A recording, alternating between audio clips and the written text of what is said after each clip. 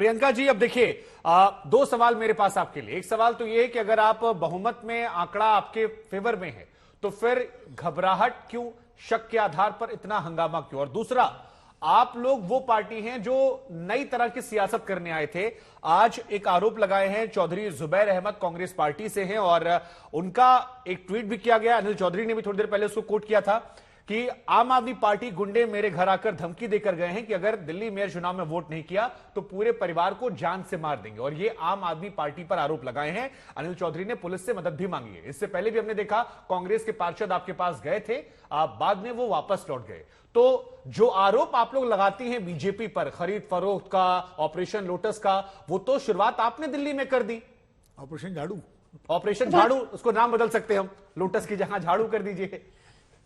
शंकर जी, पहले तो मैं एक बात करेक्ट करना चाहूंगी क्योंकि 2-3 बार आपके शो पर रिपीट हुई है। संविधान में कोई चेंज नहीं आया, डीएमसी एक्ट में आया है। डीएमसी एक्ट भी साफ कहता है कि एल्डरमैन के पास वोट नहीं होगा। पहली चीज साफ होनी चाहिए। दूसरी चीज, मुझे बहुत हैरानी हुई ओनिका जी को सुनकर, क्योंकि वो खुद कोर्ट गई थी और उसी जजमेंट में लास्ट की 4 लाइनों में साफ साफ लिखा है कि एल्डरमैन को वोटिंग करने का राइट नहीं होगा। मुझे नहीं पता ओनिका जी, एक्चुअली मुझे पता है ओनिका जी यहाँ पर ये क्यों कह रही हैं। उन्होंने ये भी कहा कि क्या फर्क पड़ता है कौन वोट देता है पहले की नहीं, वो आज तक की एक बार बता दे जब पहले शपथ दिलाई गई हो एल्डरमैन को।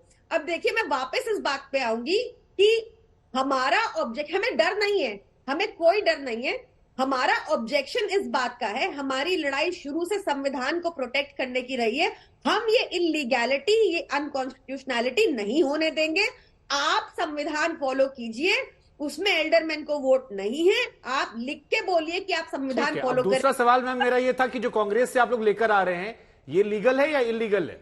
कांग्रेस का मैं आपको बता दूं, कांग्रेस वॉकआउट क्यों करी है इस बार चुनाव से, क्योंकि कांग्रेस के मेंबर को हज कमेटी का चेयरमैन बना दिया गया है भाजपा द्वारा, तो कांग्रेस की डील हुई है। तभी आप इसका कोई प्रूफ है आपके पास? क्योंकि आप लोगों ने शामिल करवाया था, वो तो आपने टीवी पर भी दिखाया था। आपने पार्षदों को शामिल करवाया था, वो हमने टीवी पर दिखाया। अनिल चौधरी और चौधरी जुबैर अहमद के प्रमाण हमारे पास हैं। आपके पास कोई प्रमाण है हज कमेटी वाली बात का?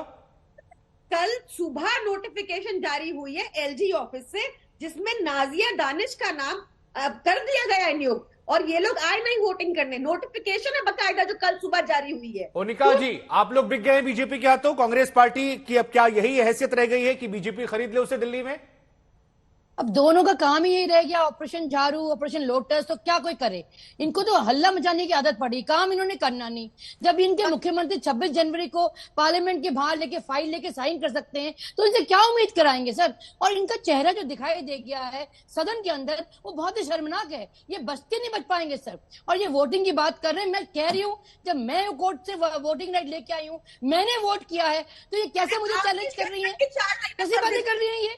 ये एल्डरमैन को राइट मिला था सर वार्ड कमिटीज में वोटिंग करने का और डिप्टी चेयरमैन की पोस्ट के लिए भी नाम देने का। अब ये कैसी बातें करी? खुद लॉयर है ये। इनको मैं दिखाना चाह रही हूँ वो चीज। आप अगर गूगल सर्च करें अनिका मेहता वर्सेस एमसीडी, उसमें साफ परमिशन मिली हम लोगों को।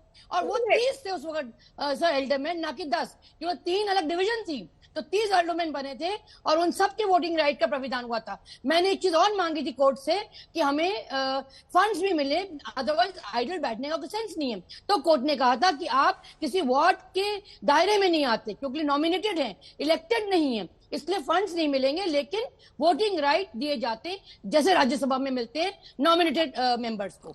उसके तहत हमें मिले हैं और हमने वोट किया है। हाँ, आप मेयर के लिए वोट नहीं कर सकते, वो समझ आती है। आप स्टैंडिंग कमेटी की मेंबर बन सकते हैं, वो परमिशन भी है, लेकिन वोटिंग जो है वार्ड कमेटी। प्रियंका जी, अब देखिए सवाल मन में आ रहा है कि अभी तक किसी ने ये कहा नहीं कि मेयर के चुनाव में वो वोट डालेंगे मनोनीत। अभी तो केवल सदस्यता दिलाई जा रही थी। तो आप लोग फिर भैया आ रहा हूं, आरपीजी में आपके पास आ रहा हूं, एक छोटा जवाब ले लूं मैं। तो ये शक के आधार पर आप लोगों ने क्यों इतना हंगामा खड़ा कर दिया? किसने कहा अब तक कि वो वोट डालने जा रहे हैं? शक की बात नहीं है शुभांकर जी। देखिए, जैसे कन्वेंशंस को बार बार तोड़ा जा रहा है। क्या अगर आप कन्वेंशन फॉलो कर लेंगे तो क्या? Sir, how do I show it to you now? Last 4 लाइनें पढ़ दीजिए उसी ऑर्डर की जो आप बता रही हैं। आप पढ़ लीजिए मैडम, पढ़ लिए। मैं तो नॉमिनेटेड थी 2013 onwards. I was a nominated member officially, not by default like you people are. Please 43 आपकी नहीं, आपके जजमेंट की लगा है उस सुनिए, आप कोई पहली बार अगर सत्ता में आई है तो इसका मतलब नहीं कि रूल आप ही को पता होगा, ठीक है ना, और लोगों को भी रूल पता है। और उससे पहले बीजेपी की भी सरकार एमसीडी में थी, कांग्रेस दिल्ली गवर्नमेंट में थी। शीला, वो अलग बात है कि शीला जी ने नॉमिनेट करके भेजा था और एलजी ने अप्रूव किया था। एलजी चाहे तो उसमें नाम डाल सकते थे, लेकिन आप अपनी अनोखी बातें करेंगी तो इसका मतलब नहीं कि आपने ही दिल्ली के रूल समझ लिया। सिर्फ कुछ भी मत बोलिए आप यहाँ बैठ के। मैं उसकी विटनेस हूं, मैंने कोर्ट में केस लड़ा, मुझे परमिशन मिली, मुझे क्या उन बाकी 30 को मिली, ऑफिशियल है, ठीक है, हमने वोट किया है। आप अपनी बात कर रही हैं। ठीक है, आप कांग्रेस मैं तो रह चुकी हूँ ना एल्डरमैन। ठीक है, ठीक है।